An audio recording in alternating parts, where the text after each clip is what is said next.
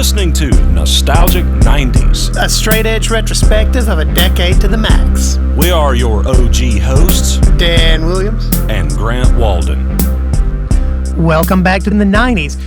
Starting in 2020, we will be doing a retrospective each week where we give you a week-by-week breakdown of what was happening 30 years ago, starting in 1990, of course.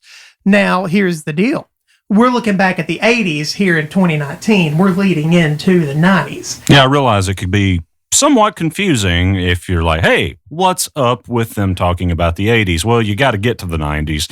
And Dan and I just decided that it would be a fun thing to do, to kind of do a yearly recap each month until we get into the weekly postings.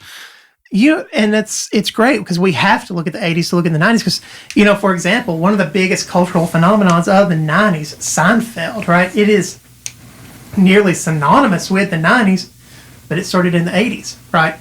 Okay, I learned something today. I didn't know that. Yeah, it was telling you the 80s. I guess it did. So we're warming you guys up is what we're doing. We're warming you up. We're getting you ready to look at the 1990s. You are not ready for the 90s yet, but you will be here in just a few short months. So I like to always start with the Billboard Top 100 of the year we're talking about, and we're talking about 1983. And in the previous episode, we talked about how Thriller dropped at the end of November 1982, right? Industry-changing record, top-selling record of all time, did not produce the number one single for 1983. You know what the 1983 number one single was? Not a clue. Every Breath You Take by the Police. Okay, that's a fantastic song. It's amazing. Touche. That's good. But Thriller did get us the number two. You want to guess what the number two was off Thriller? Bob Seger. No. Well, the song came off the Thriller album. Oh, really? Yeah, okay. the number two song came Billie off the Thriller. Jean? Billie Jean. Number two song in 1983. Counting down from there, number three was Flashdance, What a Feeling by Irene Cara. Oh, but Cara. I don't know. We don't know. Well, we're trying. We're doing our best. Number four, Men at Work Down Under. I love that song. I didn't realize it would have been such a big hit. Also, didn't think it was 1983. I would have thought it was a little later than that. Yeah, I don't. What was number 6? Well, that was number 6. That was number 4. That was number 4. What was number 5? We haven't got there yet. We're starting at 1 and counting our way down. Oh, wow. Well, yeah. I'm doing it backwards, man. Wow. Okay, that made it that far up the charts. Okay. It did. It's catchy. It killed it. Now it's stuck in my head. Yeah. Well, number 5 will get stuck in your head, too. It's another Thriller piece. What? Yeah, Michael Jackson double dipped. He got number 2 and number 5, top 100 Billboard songs of the year. Number 5 off the Thriller album. What do you think it was? The Girl Was Mine? No. What else? I'm just going to play this game with you. Make you do the track listing for Thriller. Oh, I'm having to do it in my head. Well, I've got the album somewhere over here. Well, what is it? You can't beat it, man. Oh, really? It's Beat It. Yeah, it's Beat It. I'm not just yelling at you guys out there listening to this podcast. I went from the soothing radio voice to yelling at you. I'm enjoying watching you do this. No, that's not getting edited out. That's too fun. Number 6, great song, Total Eclipse of the Heart, Bonnie Tyler. Yeah. So we're seeing a lot of stuff from 1984 that survived. Looking Dude, at 1984. Oh man, well this is 1983. We're in 1983. Man, okay, yeah, we haven't made it there yet. Yeah. So we're seeing a lot of stuff that survived. 80 through 82, a lot of the top 10 songs were, they were great songs, but you don't hear them anymore. We haven't there hadn't been a slouch among these yet. And number 7 it's no different. It's Maneater. It's all I know. It's Maneater. Oh, yeah. I can see that being a big one. Got to be honest with you, though. I don't know number 8, Baby Come to Me by Patty Austin and James Ingram. Yeah. You know that one? Yeah. I mean, it's not like one I've got in my car playing right now, but yeah, I recognize the song. I can't believe it made it that high up, but cool. Well, number 9, I love the song, or I know the song. I can't believe it made it this high either, but it's Maniac by Michael Cimbello. Okay, I can see that. It's catchy. Yeah, right? That's catchy. Really catchy. Number 10 is a personal favorite of mine. It's Sweet Dreams Are Made of This by the Eurythmics. Now, that was a technologically changing thing for sure. Yeah. Like I watched I don't know if it was the classic albums series of kind of how they made the record, but it was so neat because it was kind of the introduction into more of the smaller 4 or 8 track or whatever reel to reel recording machines. Oh yeah. And drum machines and looping and all that kind of stuff. Well, yeah, because it was pretty much act, it was right? just pretty much the two of them. And Annie Lennox, man, what a voice! Oh, she can kill. She still, her stuff that comes out now is still marvelous. Oh, it's it's amazing. But yeah, I mean, and I think that's the first new wave song that we've seen in the top 100. Maybe, yeah. So 1983, we're seeing new wave breaking into the charts, which 1982 saw the release of The Cure's 4th album, which I guess technically they were dark wave, but they were doing well in the UK, but they were not charting in the US. Yeah. So we're starting to see a little bit here. I know we usually do the top 10 and then kind of jump around a little bit, but I got to tell you, the next few are pretty solid as well. So number 11 was another new wave track. It was Culture Club, Do You Really Want to Hurt Me? That's that old. That's that old. That's So a good song. It's a fantastic, man, I love new wave. Yeah, I mean, yeah. 13. It's kind of, okay, this one charted higher than I expected it would, because if you guys have been listening, you know we looked at Don't Stop Believing by Journey, and it charted in the 70s, right? Man, Not the 70s decade. It was number 70 or so on the Billboard charts. Thought it would be much higher. Come On Eileen by Dexy's Midnight Runners coming in at 13 for 1983. I love it. I really do. Yeah, that's surprising. A lot of these are really iconic. 15, Donna Summer, She Works Hard for the Money. Oh, man. I cannot believe 17 and 18 and 19. Dude, this is a killer year for music. 17, Duran Duran, Hungry Like the Wolf. Oh. So we were talking about Rio coming out in 1982. Here it is. Here's where Duran Duran arrives on the scene. Speaking of strong, well, I guess this would be a comeback, really. Here's David Bowie with number 18, Let's Dance. Yeah. Okay, in terms of musically kind of changing the landscape too, that did as well. Oh yeah. Oh man, this year is just, that was a great era for Bowie too. It was, that comeback after he got rid of that terrible agent. Or yeah. 19, Golden Earring, Twilight Zone. Really? Yeah. Just some great stuff this year. Electric Avenue at number 22. She Blinded Me with Science at 23. Here it is. Africa by Toto at 24. Really? That's probably higher now. Yeah, right? Well, you want to know what number 25 was? It's Little Red Corvette by Prince. Again, probably higher now. Yeah. I guess what I'm seeing in this is a lot of the really, really iconic songs didn't go all the way to the top of the chart. No, it looks like they the ones that charted stuck around, but some of the ones that were all the way at the top didn't necessarily. I wonder why that is. There must be a good reason. I don't know. It's got me curious. I mean, it may just be that, hey, this is new and catchy, and it was a thing that lasted for 20 minutes and went away. But Little Red Corvette is... It's iconic. Well, it's if you consider the times, though, that came out, that's a pretty risque song. Oh, yeah. So for it to make it that high up the charts is actually, that's saying something right there, too. That's making a statement. Oh, man, it's... Because it would probably have gone higher now. Yeah. But at the time, that's probably a lot to do with it. I'm telling you, man, 1983 was a killer year because, all right, we got Little Red Corvette.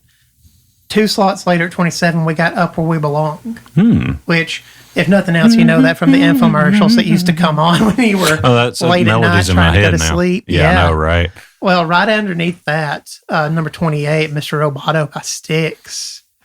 I loathe that song. Oh, I love it. But you're a huge Styx fan. I like Styx too. I'm more of a fan of Tommy Shaw and Todd Sucherman, the drummer. Yeah. That guy's amazing. Both of those guys are amazing. So, but like I'm not a fan of Mr. Roboto, the song. It's a little It's much. Always an excuse, and I can't dance. It's always an excuse for people that can't dance to do the robot. Well, this is the album that broke up Styx, right? This was the end. Yeah, right. I mean, we're talking about a band that had multiple triple platinum albums, one after another, after another, after another. So if you say you hate Mr. Roboto, don't feel bad. It looks like most of the band did as well, because that whole thing was that broke the band up. Yeah. Number 31. Putting on the Ritz, Taco's cover of Putting on the Ritz. And I hope, yeah. Everybody knows that, or, well, I would assume. And I can't believe it beat out what's immediately below it at number 32 is Sexual Healing by Marvin Gaye. Marvin Gaye lost to a taco. That is such a good song. And it's probably one of those as a result of more cover band type thing years later is probably more popular now than it was then. And guys, I know we're spending so much time talking about the music. Well, let me go back to that though before you move on. Sexual Healing. Again, we're in '83, so it's a little risque at that point.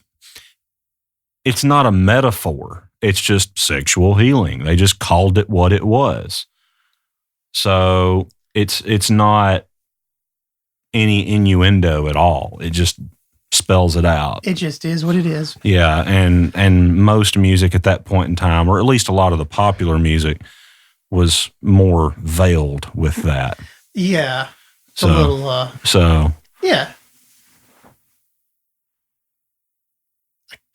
I can't believe both of those songs. I mean, there's a lot of good stuff here. 35 is The Safety Dance by Men Without Hats, which is great. 36 is Mickey by Tony Basil, which you know whether you want to know it or not. They all beat number 38, Journey and Separate Ways. Really? Yeah. Surprising, right? Okay. And then all of that beat number 41, which is 1999 by Prince, which in turn beat Stray Cat Strut by the Stray Cats at 42. 1999 came out in '83. But then you've got The Girl Is Mine, Michael Jackson and Paul McCartney at 49. Oh, so that was on the chart too. It did, yeah. Okay. Oh, wow, that's as far as it went? It went, 49. Well, this is the yearly chart. Like, this is the end of the year. Yeah, I know. Yeah, but it made it to 49. But that's where it landed? Yeah. Wow. Well, to be fair, he's already had two in the top, whatever. Well, yeah. No, he had three. He had Thriller, he had Billie Jean, and Beat It. So he's got 4 in the top 100. Then we got Rock the Casbah at 52, which is... Is that what that song, the title is, Casbah? Yeah. Because you remember the commercial that was Rock the Cat Box? Or Lock the Cat Box. It was like all these takes on that. I'd love to know how much money they made off of that. Yeah. We got Always Something There to Remind Me by Naked Eyes. That was number 46. That beat out The Girl Is Mine. Really? Yeah. Another Duran Duran song at 55 is There's Something I Should Know, which, when I think of the Rio album, and I'm a Duran Duran fan, and when I think of the Rio album, that's not a song that even shows up on my radar. But let's see. You've got Don't Let It End by Styx at 60. You got China Girl by David Bowie at 62. Man, what a good song. And that Styx song. I like that. Oh, that's a fantastic. Yeah. Well, that's That's a real Styx song. Yeah. I mean, they were good at ballads. That was good. I mean, that was really good. Man, Promises by Naked Eyes at 64. Man, there's just so much good stuff this year. I know I keep saying that. Want to Be Starting Something at 68. Toto's I Won't Hold You Back at 69. Want to Be Starting Something, Michael Jackson? Yeah, Want to Be Starting Something, 68. So are we on at 5 songs with Michael Jackson in the top 100 that year? Oh, yeah. Yeah. Wow. So Prince had 2, and wow. Okay, that's interesting. It's killing, man. That's an interesting year for music, for sure. Well, let's kind of work on wrapping up the year in music, because we're... Well, when we get to 89, I'm scrolling down to 89 before I see anything else really worth mentioning, and it's another Michael Jackson tune. It's Human Nature. Such a good song. Yeah. 6 songs off of Thriller. We got, so that album really did. It shaped an entire year.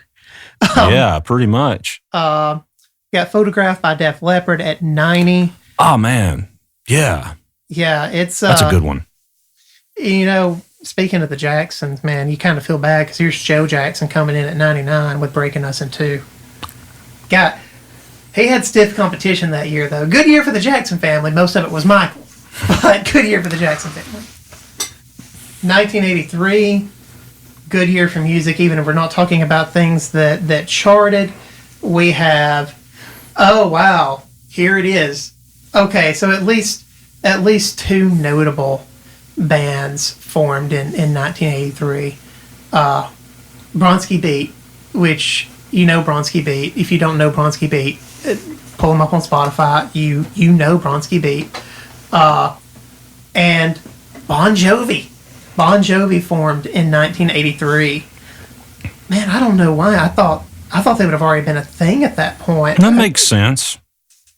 That's amazing to me. Starting out to be the year of hair, somewhere in that, because we're approaching 84. It makes sense. So let's see. We also had the Dead Milkmen forming in 1983. Just such a good year. Good Lord. Well, you know what else came out that year? What else? Metallica's Kill 'Em All, their debut album. It came out in 1983. So yeah, big album, important album. Did not chart. I'm so glad you brought up Metallica because you know what band was formed that year in 1983? Megadeth. Oh, well, that makes sense. That makes a lot of sense. Yeah. That makes a lot of sense because, well, I mean, it's kind of hard to mention music without mentioning Metallica because they have been such an iconic band that has shaped, especially the hard rock and metal scene. So, and here's one reason that we have to go back and look at the 80s before we can talk at the 90s. Here's 2 big 90s bands that formed in 1983. You got the Mighty Mighty Boss Tones. Oh, wow. Yeah, right. I wouldn't. Well, that's 90s. Yeah, that's 90s. But they formed in 83. Wow. In 83. And so they were at it for 7 years before anybody really knew what they were doing. Yeah. At least. I wonder how many times they knocked on wood. They say they never knocked on wood. I don't know. No Effects formed in 1983. Really? And maybe with all respect to Megadeth, this might be the banner moment of 1983. The Red Hot Chili Peppers formed. Oh, wow. Yeah. The Red Hot Chili Peppers formed in 1983, and, so did Poison, which is important. The Proclaimers formed in 1983, 500 Miles. Dude, Poison formed in 83. That's Poison formed in 83. Well, them and Bon Jovi, that's as 80s as it gets there, so that's interesting. Another big 80s band, The Outfield, that's Song Your Love. Yeah, that's 83. Not the song, but the band was Stripper, formed in 83. Stripper or Striper? Striper, I suppose. That's the one with the Y, right? Is that, well... Is it the yellow and black lettering and all that kind of stuff? Because they were a Christian band. Yeah, American Christian metal band, Striper. Yeah, but it looks like Stripper. Well, that's what they get for getting creative with their spelling. A bunch of Christians, I'll call them strippers. That makes sense, right? But Warrior formed in 1983. Oh, really? Yeah, it was a good year for music. The Tragically Hip formed. The Melvins formed. Oh, really? You wouldn't have Nirvana without the Melvins. No. So, oh man, and I think that's probably really. Yeah, we should probably wrap up on that and move to talking about movies. Yeah, I guess so. Yeah. Even though Def Leppard's Pyromania came out in 83, and that's a great album. If you like man, I know we said we're going to try harder to talk about counterculture. We've been doing a really bad job about talking about counterculture, which is it kind of is strange for me because I really enjoy a lot of 80s alternative. The metal scene really kind of got kicked off pretty heavy in the early 80s. Right. Well, Echo and the Bounty Men dropped their third album, Porcupine, which, it wasn't the one that had Killing Moon or Lips Like Sugar on it, but it was still a great album. The third album, Porcupine, which, that wasn't the one that had Killing Moon or Lips Like Sugar on it, but it was still a great album. we had The Final Cut came out in 1983. Mm. We almost didn't mention a Pink Floyd album, which, to be fair, Final Cut was more or less stuff that didn't make it to the wall, right? Am I remembering that correctly? Those were songs. I'll be honest with you, I don't remember. I believe that's I really the case. don't. And I should. It's kind of embarrassing because I'm a big Pink Floyd fan, but so it was either that. No, that's got to be right. Well, and I'm embarrassing myself. I almost forgot this. What? Okay. If I make this claim, somebody will stone me, but I honestly believe it. I love the Smiths. Understand that I love the Smiths. But as far as I'm concerned, REM invented indie rock, or they invented what would become American indie rock. Air high five. Yep. Agree. And their album Murmur came out in 1983. Oh man, dude, you would be really mad at yourself if you didn't mention that record. Oh, I'd be beside myself. It was their debut album. Oh yeah, it was fantastic. They had that EP before. They had Chronic Town before it, which was fine. Well, the thing is though, them and the Black Crowes and Widespread Panic and several kind of bands like that from 80s and 90s came out of Athens, Georgia. So that was part of a big scene there. And, dude, I got so jealous last night. My wife, she's friends with she's a chef. She's friends with a lot of chefs on social media. And a chef that she knows in Athens, Georgia, had Michael Stipe on his podcast yesterday. I'm so jealous. Wow. East Avalon studio over here in Muscle Shoals, Charles Holloman that owns that, he's got the piano that would have been used on Murmur. All of those IRS. What was the other album that came out after that, though? Can you give me a song? Because they had several before. They didn't really catch. It wasn't Welcome to Rockerville, was it? Welcome to Rockville is a track on. Is that on Murmur? I think that is on Murmur. Hold on. Yeah, because that was that song. So, yeah, I recorded that on a song of mine. So, yeah. Yeah, Don't Go Back to Rockville. Yeah. It was on that. Yeah. Yeah, that's Murmur. Yeah. So, and we're still talking about. So he's got the piano. So, yeah, if you want to record that piano, hit us come up. to Muscle Shoals. I can hook you up. Just a great year because the Violent Femmes released their album, their self-titled album. And you got, you're not going to believe this. You'll love this. You got the first Weird Al album coming out in 1983. You got the Weird Al Yankovic album coming out in 1983. We met him in Hollywood. Really nice guy. It was kind of like what you would imagine if you met Yoda. Oh, yeah. Very, very zen. Just very, very nice, but very zen. Just, that's the best way I can describe him. He was extremely nice. So, man, Holy Diver, Dio's Holy Diver. Wow. So this was a great year for metal. And, man, here's something that just blows my mind. Elton John's Too Low for Zero came out in 1983. Came out in May of 1983. And you're not seeing this song on the top 100, but that was the album that had, I guess that's why they call it the blues on it. Which is, to me, that is the Elton John song. Well, okay, I know. That's a bold claim. That's a very bold claim because you got Elton Your John Song and Candle in the Wind, and don't forget those. Okay, so maybe I'm Rocket being a little... Man and Benny and the Jets. Yeah, so yeah, that also, it was just a great year for music. Yazoo's album, You and Me Both, came out that year. Fantastic by Wham came out. Wow. Kill 'Em All by Metallica came out. Yeah, we just mentioned that. Yeah, that was a very pivotal thing for the music industry because you have Holy Diver, Michael Jackson owning the charts. You have Metallica's Kill 'Em All. You have Prince owning the charts too. And you have Megadeth forming. I mean, all of that kind of stuff, that's a huge, huge year for music. So, and not only that, but a lot of growing of what you can see down the road, what's going to be the hair metal scene, so to speak, the big hair music and hard rock, but also pop really, really grabbing hold of the charts, as well as new wave and things like that. So, and metal. So it's really interesting to me that you see several styles and genres becoming a popular thing in this year. Yeah, there's a lot of stuff that is defining. That's an understatement. Year. Man, Madonna's self-titled album came out that year. Oh, wow.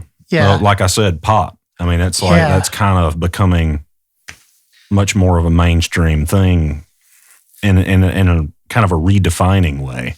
Well, and maybe, okay, this is less notable, but not if you're a fan of the band. This was the year that Depeche Mode's third album, Construction Time Again, came out, and that was whenever they started to transition away from being a just kind of, I don't want to call them a generic pop band, but like just can't get enough era Depeche Mode. Right. Eventually, they would transition to Violator, so Personal Jesus era Depeche Mode. Yeah. This is when that transition really started to happen. There was a lot of transition. I guess that's the best way to say it. Well, musically speaking. They lost a front man who went on to form Yazoo and went on to form Erasure. Right. And when they lost him, they started to transition towards Makes a more. Sense. Yeah, he wanted to, and there's nothing wrong with this. He liked to do that really cheerful electronic pop. Right. And that's great because we got Just Can't Get Enough. We got a little Respect by Erasure. We got at least a few tracks by Yazoo. So not a bad thing that he left at all. He went on and got success. But personally, one of my favorite albums is Violator, and we wouldn't have got it if he were still in Depeche Mode. But Rat's self-titled album came out. Oh, wow. Sports by Huey Lewis and the News came out. Oh. Yeah. Okay. Is that the one that's got I Want a New Drug and got... it's the Huey Lewis album that matters. With apologies to Huey Lewis. No. Jim Gaines, that I've worked with, producer and engineer, he worked with Huey Lewis. I bet that had to be amazing. Yeah. Man, just wrapping it up. Shout at the Devil, Motley Crue's album, Shout at the Devil, came out. Really? Yeah. Okay. So, it was a big year for hair and metal. Yeah. It wasn't a bad year for prog because the self-titled Genesis album came out. Yeah. Well, there was a lot of leather that year. Oh. So, all right. Well, we need to just put a pin in that. And if we don't, we're going to go on forever. Yeah, we're going to just keep going. And the next year, 84 is going to be probably worse. Oh, man. In a good way. Because 84, there was a lot of stuff happened. Oh, man. I will. My wife will murder me if I don't mention this. I don't know how I didn't realize this. We were talking about it's a good year for metal. It's the best year for metal. Bark at the Moon came out in 1983. Really? Yeah. Okay. Other notable things before we move on. Wait, was that Ozzy's first solo record? Let's see. I want to say it was. I might be wrong about that. No, it's the third. I'm so sorry. It's the third, but it was the first one without Randy Rhoads. Yes. It was the first one with Jackie Lee. Yeah. So, I mean... That's right. Well, I mean, that's kind of a triumph. I even asked that question. Well, I mean, but it's a triumph because, you lose a guitar player like Randy Rhoads, what are you going to... You're in trouble, right? You're in trouble. I don't care if you're Ozzy, you're in trouble. Yeah, because Randy Rhoads was only... I mean, dude was young. He died in a plane crash, yeah. Yeah, he man, that guy, even if you just despise metal, that guy was unreal at how talented he was. So, but I know I could talk about it forever. Just to wrap it up, I know we got to wrap it up. We got Billy Idol's Rebel Yell album that year. Ooh. Yeah. We got Duran Duran's Seven and the Ragged Tiger that year. Wow. So good year for them. We got Nocturne by Susie and the Banshees.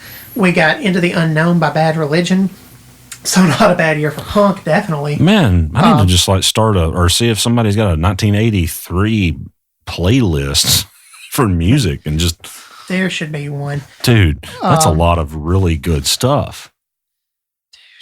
But aside from stylistically good stuff that you and I enjoy, that's borderline irrelevant because no one really cares about that, I wouldn't think. But maybe they do. But there's so much of a stylistic growth that has happened, an explosion, so to speak, where variations of different styles have emerged not necessarily emerged, I don't guess. That may be the wrong way to put it, but like metal was definitely showing up.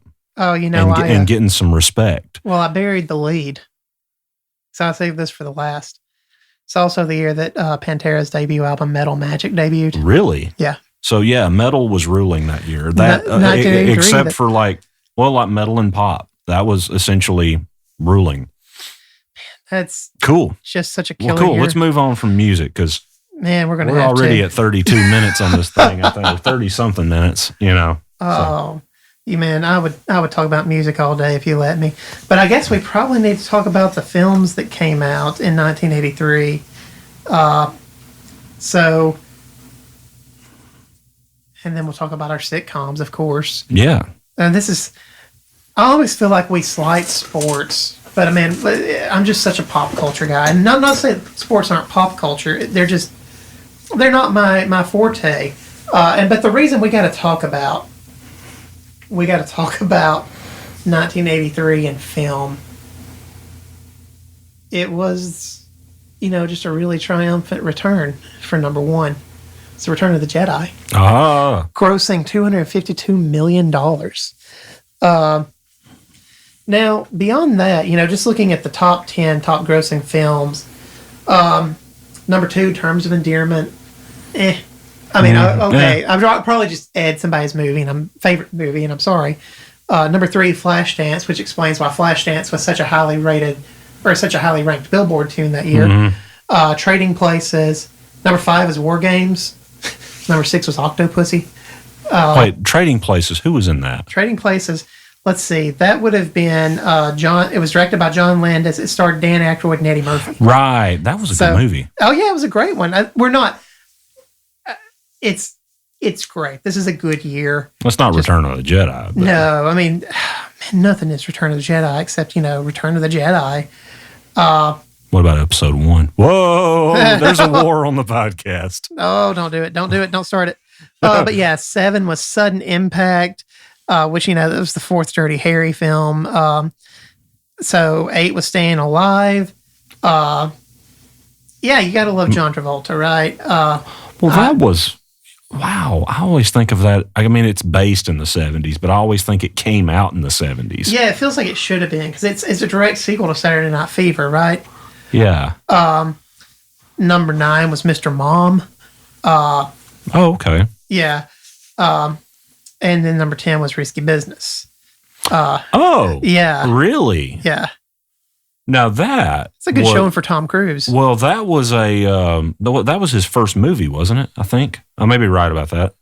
Let's see. Either way, I always like that Portia in that movie. The scene with him dancing in the socks and all that. I mean, it's an iconic film. But not only that, a lot of films kind of came after that were kind of It really shaped a kind of a narrative that was going to come out. So interesting things that happened that weren't necessarily directly related to the box office. The Rolling Stones concert film, Let's Spend the Night Together, that came out in 83. It's the first year that Nicole Kidman had a film appearance.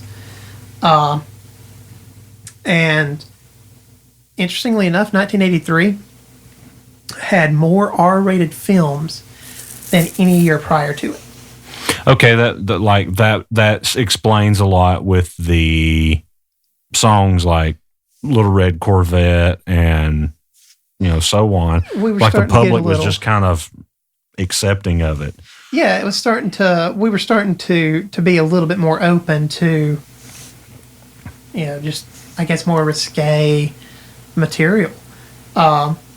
So other films that came out that year that maybe didn't have a strong showing, or maybe maybe not a strong showing, but they didn't show up in the top 10. You had a Bill Cosby special come out, Bill Cosby himself, which, talking about somebody that, really had an impact on the era. His most recent behavior, beside the point. It's easy to look back now and say, well, Bill Cosby, we need to. Well, dude, aside from wherever you stand on the whole issue with everything with him and all of that, years. man, that comedy special is hilarious. Well, and you can't really ignore the impact he had. Like we're trying to go back. We had a huge impact on stand-up comedy being a thing that people would watch on television. We just can't cleanse, we can't cleanse his impact on culture because we found out 30 years later that he was not a good guy. Right? I mean, he's a terrible human being. We know now he's a terrible human being. That doesn't mean he didn't have a huge impact. It also didn't mean the guy wasn't funny. Yeah, he was right. funny. He was incredibly funny and incredibly talented. So we had the movie. You can't take that away. No, I mean you can't. It is what it is. Good year for Stephen King as far as his film adaptations go. Cujo and The Dead Zone both came out in '83. So let's see other films that you probably really can't not mention.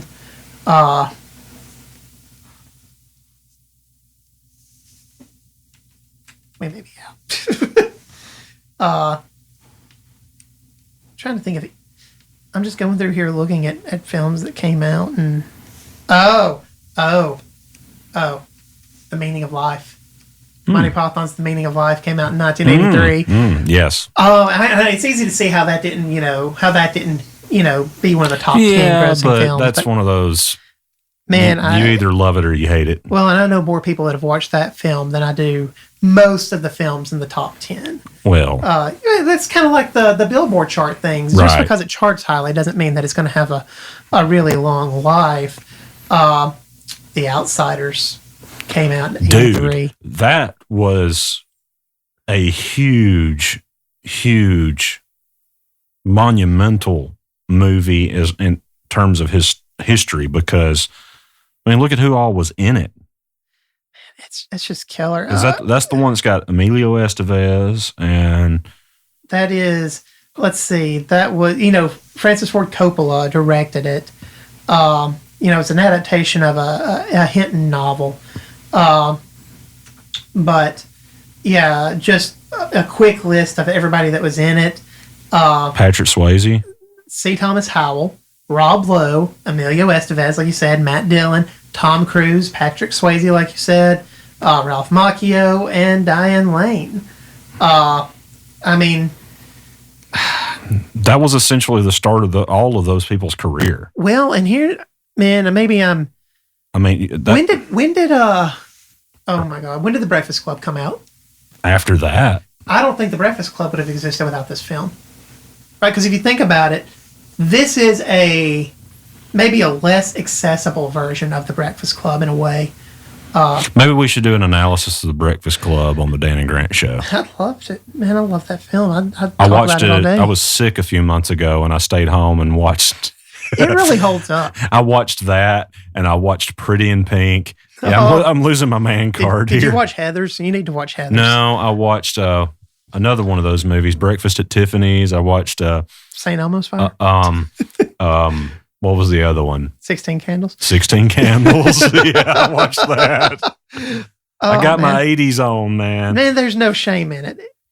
Oh, man. Maybe we just need to we need to go back and do the 80s. No. No, The Breakfast Club came out in 85. Oh, so it's coming soon. So it was, but it was only just a couple years prior to that. But yeah. But interestingly enough, that essentially started those people's careers. It really did. For what we know of them. Good year for Tom Cruise. Yeah, right. Superman 3 came out. Mm-hmm. This is directly related to the high number of R-rated movies, but I can't believe that this film did not do as well in the box office as some of the others. Scarface. Scarface came out in '83. Really? Yeah. Al Pacino. Yeah. I would have thought that one would have came in hard.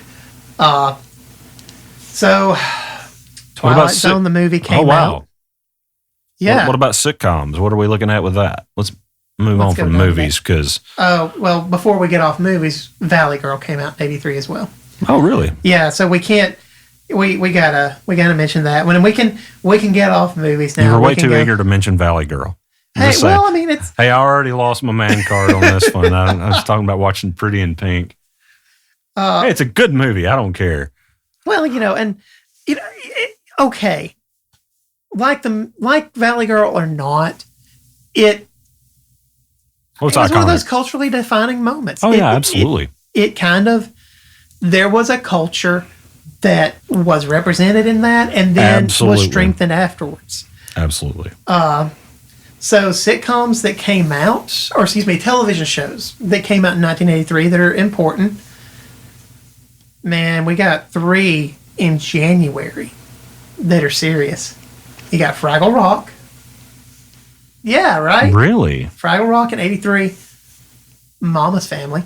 I love Mama's Family. That's so funny. And the A-Team. I am not a fan of the A-Team. Oh, man. I know it's your studio, but you need to get out. I don't know. It was always just somebody getting thrown on a van. Yeah, I mean, that was like every episode. I'm entertained. But then again, easily. I like to watch House, and every episode is the same. So I have to admit that. Well, you also got He-Man and Masters of the Universe. Not bad. Not bad. You got Inspector Gadget, which is, just a lot of my childhood. Right. It's when we got. We grew up watching reruns of all of this.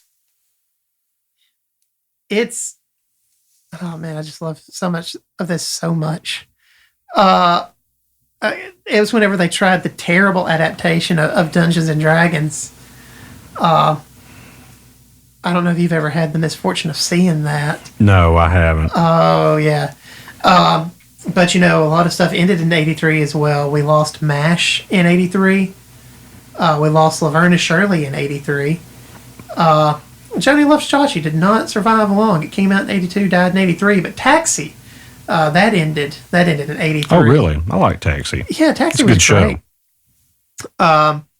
Archie Bunker's Place ended in '83, which would have been a spin-off of All in the Family.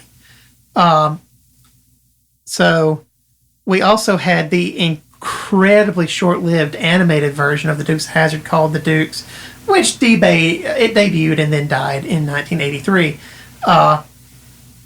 So let's see.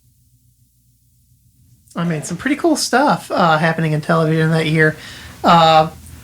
Aziz Ansari was born in 1983. So if you love Parks and Rec, hey, there you go. There you go. Kate Mara. Is it Kate Mara or Kate Mara? I don't know. I feel like I should know that. But yeah, an American Horror Story and House of Cards, I guess you could. This is more of a music thing, but American Idol is where she made her debut, right? So Carrie Underwood was born in '83. Carrie Underwood's amazing. She is a talent. She's one of the few that made it through that show and actually was very deserving of the win also, but not that other people weren't, but she's head and shoulders talent-wise above so many people. To have a career afterwards, which seems like it's difficult to do. Yeah, you can't deny how good she is. That is what that is. So here's something that would come to matter a whole lot in the 90s. Mila Kunis was born in '83. Yeah. You also got okay, for those of you that don't know who Mila Kunis is. Yeah. Of course, that 70s show is Jackie on that 70s show, the voice of Meg on Family Guy. Yeah. But we also had Lamorne Morris. He was born that year. Plays Winston Bishop on The New Girl. I don't know if you've ever watched that show. Oh, okay. But that's more of a 2000 or maybe a 2010s thing. Andrew Garfield born that year in '83. Amy Winehouse born in '83. Wow. I gained some serious mad respect for her and Lady Gaga when I watched the Zen of Bennett, the Tony Bennett documentary. If you haven't seen it, man, go check it out. Man, she was a talent. Yeah, absolutely. You talk about, I know. And tragic. It's easy to say, I mean, most deaths are tragic. I'll say most deaths are tragic. Well, all deaths are tragic. I mean, it's just. Maybe not Hitler. But well. That's why I said most. That's why our qualifier. Well. Okay. I went straight there. I just went for the throat. You understand what I'm saying, though. That was a serious loss. Yeah. We would have gotten a lot more. Well, the thing that really hits you in the chest with it is watching that documentary. Tony Bennett's talking about how he's really concerned about her. And they're in the studio, and it's like he's off to the side. And I can't remember who he was referring to, but it was a female jazz artist from way back that had died, and he was like making comparisons that the two reminded him of each other. And it was just like he was seeing it all over again kind of thing. So, well, we had this was 1983 was a great year for births. We also got Donald Glover that year. Donald Glover or Danny Glover? Donald Glover. Childish Gambino. Yeah. Also acted in Community. I mean, we got him. That's a great year. We got Jesse Eisenberg that year. We got Spencer Grammer, who, you may know her as the voice of, or you may not. Our listeners may know her as the voice of Summer in Rick and Morty. She was born in 83. I've only seen a few episodes of that show, but it's really something. It's something. Let's just leave it at that. Yeah. Jonah Hill born that year. And one more important. Well, there's a lot of important births, but I've got to mention Adam Devine because he was one of the actors and one of the co-creators for Workaholics. Oh. Yeah. Okay. Yeah. Yeah. So important year. Well, what are we dealing with like politics and just news in general? So let's see. Important events that happened in 1983, things to remember. Hurricane Alicia hit the coast of Texas, killed 21 people, caused billions of dollars worth of damage to the region where it landed. It hit in Galveston and went on to hit Houston. And it had been 3 years since we'd had a major hurricane at that point. So it was kind of a terrible surprise. The United States invaded Grenada that year. October 25th, that invasion happened. 5,000 Marines went in because the government was overthrown in a coup by a Cuban-trained military force. And we had about 1,000 U.S. citizens in Grenada at the time. So Reagan he ordered the invasion, citing a need to protect the American citizens that were there. But that was also, we got to remember, we're still Cold War era. So it was also very much an attempt to stem the spread of communism in the Caribbean. And more or less, that succeeded. The Cuban troops surrendered, and there were only 19 U.S. troop casualties in total, which I know only 19. We're talking about the death of 19 Marines. It's a tragic thing.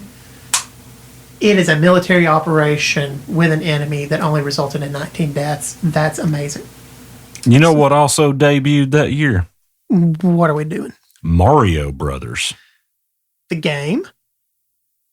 Oh, wow. Yep. Oh, man. It's not been the same since It was introduced as an arcade game in July in Japan. So that would have been Mario Brothers, not Super Mario Brothers. That would have just Mario Brothers. That would have just been you're in the room, you're jumping on turtles, there's pipes. It was a Nintendo arcade game, not the Atari. But it was designed by the same people who did The Legend of Zelda and Donkey Kong, which, I mean, come on, Yeah, that's my childhood. I'm sure it's Dude, it's yours my kids too. are playing Mario and beating me at it. That's the awesome thing about it. Well, it's a poor student that doesn't surpass the master. There you go. 1983 saw the first American woman in space with Sally Ride. Now, the first woman in space was Valentina Tereshkova. 20 years earlier, the Soviet Union put her in space.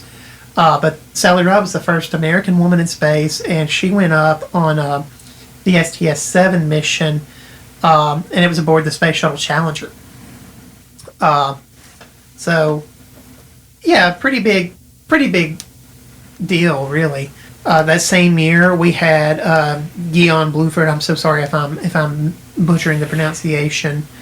You butchered pronunciation. It's pronunciation. Well, you mispronounced pronounce. That was our first African-American astronaut in now, was Sally Ride? I'm so sorry. I feel horrible about this. Was this the teacher lady? Was that the year that the Challenger blew up? No, that would have been 80. That wasn't the same lady, was it? I'm getting this confused. I think you might be getting a little confused because 86, that would have been the Challenger disaster. Well, you were alive for that. Dude, I was a year old. I wouldn't have remembered it. Yeah, but it's weird to me. I wouldn't have thought that you. It's weird for me to think that we might have been alive for that. But, she was not on board. Sally Ride was not on board. When we get to 1986, we'll have to talk about those people and honor them appropriately. But 1983 was a good year for the Challenger. Successful missions, and we had our first American woman in space and our first African American in space. That's awesome, man. That was like some pivotal stuff that happened that year, man. A lot of changes. Stuff that should have happened way before that. I mean, like, I need to look this up at some point. Now is really not a good time, but I'm curious as to how many missions the Challenger went on prior to the disaster. Because, I mean, I don't know. I don't know why, but I don't think of it being... I don't know why I think of the explosion being its only mission for some reason. I don't know why, but I do. That may be... Yeah, I don't know. Maybe that's just because we tend to fixate on the negative. We don't talk about the positives. Maybe so, but man, dude, that's awesome. It was a great And can you imagine how awesome it would have been had it not exploded? I mean, other than it was a disaster, but you had a female teacher on the Challenger as well. So the name was very fitting, right? Yeah. It was literally raising to the challenge. Like you had the first woman in space, and now I'm going to go space geek nerd and look all that stuff up later. But we're close to Huntsville. We're obligated to. Dude, it's fascinating. You know what else was really interesting? What's that? Margaret Thatcher won by a landslide in the UK general elections. Oh, that's fascinating to me. Maybe it's just the circles I move in, but it was the year of women and minority and kind of things from the. We were maybe starting to see a lot of modern thought happening at that point. I mean, there was still a lot of ground to cover. There's still a lot of ground to cover, but we were starting to see some changes, dude. IBM released the IBM PC XT. Was that the first? No, was it? Also, Microsoft Word was released. Oh, wow. Yeah, let that one sink in your brain. I couldn't tell you the last time I've gone a day. Also, the first person to receive an artificial heart. Barney Clark, he was in the U.S., died 112 days afterwards, but still. I mean, that's pretty impressive. I mean, that's pretty big, right? Yeah. Atari 5200 came out, which the Atari 2600 had been out since 1977. But well, that's kind of what interests me about the Mario game is it was probably the actual Atari game, but it was owned by the company Nintendo. I wonder if that was, I don't know. Anyway, I need to look into that. Well, gaming nerds, let us know. Nintendo originally made playing cards. The Glowworm came out that year, it looks like. Let me double check this. I got to make sure because this is such an 80s thing. I cannot imagine. I guess maybe I just thought this was, no. They were a hot toy that year. Remember Cabbage Patch Kids? They came out in 78, not the 80s, but they were a hot toy in 83. The world population was 4.72 billion. China alone was 1 billion of that. Considering we're at what, 7 point something now or whatever? I think we're breaking 8 now. Things were heating up in Europe. The U.S. deployed cruise missiles in Europe at the Greenham Common Air Force Base in England, and they deployed Pershing missiles in West Germany.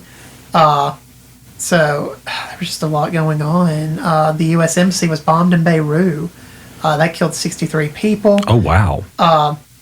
It looks like this was the start of the 80s recession because the unemployment rate rose to 12 million people. which was the most unemployed Americans since 1941. The IRA bomb, there was the Harrods bombing. The IRA bombed Harrods December 17th during the pre-Christmas shopping season. Ethiopian famine hit 4 million people. The first mobile phones were introduced by Motorola. Ooh. Yeah. Dude. How many of you are listening to this on a mobile phone right now? Yeah, let us know. Yeah, let us know. Comment. Let us know how many of you people, what device you're listening on. That would be fascinating to know. So, Motorola, they don't just do cell phones. They do like communication devices and radio stuff for like business, like big like plants and and safety, police officers and stuff like that. But also, did you ever have a Motorola Razr? Dude, they're making a new one. Why? I don't know, but I'll buy it. Really, Dan? I loved my Razr. I loved my Razr so much that when it broke, I went and bought another one secondhand. Well, that was the way I was with the Nokia. You remember the one that had a Nokia? Well, I'll get to that. 2 flights of concrete stairs. I dropped it. Meanwhile, my screen is cracked on my phone because I dropped it on my big toe. This is a true story. You'd had to drop your Nokia down 2 flights of concrete stairs. Mine hit my toe. Well, the kicker, though, is I was still able to get on eBay and buy one exactly like it with a new battery for $15 plus like $4.95 or something shipping and handling, and take my SIM card out and put it in there. My SIM card was still intact. Yeah, but I had essentially a new phone for $20. Did you lose your Snake high score? That would be the big tragedy. I don't know. Probably that was the game for whenever you were bored. But that phone, it would like stay charged. I mean, that was when you had to, hey, can you call me after 9 p.m. on the weekend? My phone calls are free. And, don't text me, let me call you. High school, I got in trouble because I got a phone call at 8:59 that lasted for like 2 hours. And you better believe that they didn't roll that over to free nights and weekends. 8:59. Oh, wow. So I think there's one more thing we need to mention about 1983, and one more thing that would have a big impact on the 90s, and we can maybe wrap it up. Okay, so there was this thing called ARPANET. Are you familiar with that? Mm-mm. Well, you probably know ARPANET, but in 1983, they officially changed the name of ARPANET. It officially changed to use something called the Internet Protocol. Okay. And became the Internet. Was that the World Wide Web type thing, or was that? Oh, boy, you just asked a fun computer science question. Well, I should know this. I do have a computer degree, but I don't. So, there's a difference between the World Wide Web and the Internet. I know that. Okay. This was the Internet. This was not the World Wide Web. Right, okay. ARPANET stood for Advanced Research Projects Agency Network, and it was just an early most likely military, because if it's an acronym that's that long, it's probably military. Yeah, the funding came from the Defense Advanced Research Projects. Did it? Okay, yeah. Okay. But it used NCP and TCP/IP, which is a lot of letters. Yeah. But that would eventually become the Internet. Hey, seriously, let's wrap this up and let's move on to 1984, shall we? Let's go. Yeah, you know what? Let us know what device you're listening on, because that is awesome news. Like if it's an iPhone, let us know. If it's a Droid, let us know, or Windows or whatever type of phone. And if it's an iPod, or maybe you've got your Zune. Maybe you've got. Oh man, I miss my Zune. You remember those? Maybe you've got a Pono player. Maybe those are cool. Maybe you're on your computer. Maybe you're on. So what's going to happen, right? Internet radio or something. We're going to spend the next 10 years talking about the 90s, and then we're going to roll over and have to talk about the 2000s. In the year 2000. Yeah, but seriously, I mean, we got to make sure that we roll our computers back so they don't Oh yeah, Crash. we'll have a Y2K. I mean, that's going to be the end of it, right? Right. We're going to finish with the 90s in 10 years from now, and Y2K is going to come and wipe out the whole podcast. You better archive this while you can. But yeah, let us know what you're listening on. That would be an interesting thing to know. So, thank you again for listening. Be sure to check out Tape Noise Podcast. Follow us on social media. We're on iTunes, Spotify, Stitcher, SoundCloud, YouTube. We're everywhere. So, yeah, Tape Noise Podcasts, Muscle Soul Storyteller Series. Check us out with that. Also, check out Polybius, our audio drama. And if you like what you're hearing, I'm going to go ahead and plug this. And if we have to delete it later, we have to delete it later. So, myself and Grant here, we've been doing this for for a year now. And, we make these podcasts. They're free to listen to. We're never going to charge for a podcast. But we have recently launched a Patreon. If you don't mind, you can go on there, and if you are so inclined, you can make a donation to us. You can make it monthly, you can make it one time, you can make it based on whenever a new episode of your favorite Tape Noise podcast comes out. Also, let us know if you want more of something. Yeah, we've been loving some messages we've been getting about these really podcasts. Cool. It makes us feel better. Yeah.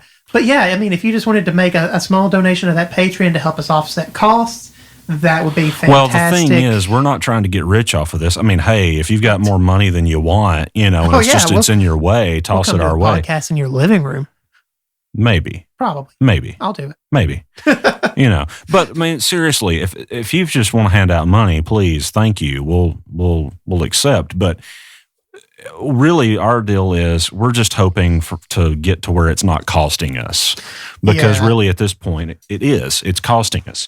And the thing is that we're enjoying doing it. It is a service to you guys and ourselves, quite frankly. But also, I mean, I own a recording studio in Muscle Shoals, Alabama, Heartel Studios, and that's my thing. But I have to set aside time, and Dan has to set aside time, and we have to schedule and get all of that together. And, we have upkeep with equipment, and because I'm taking up time in my studio doing this, I'm not booking clients. And, he's, not teaching a class right now or something like that, or doing some other writing assignment. So it helps to offset costs. That's our goal.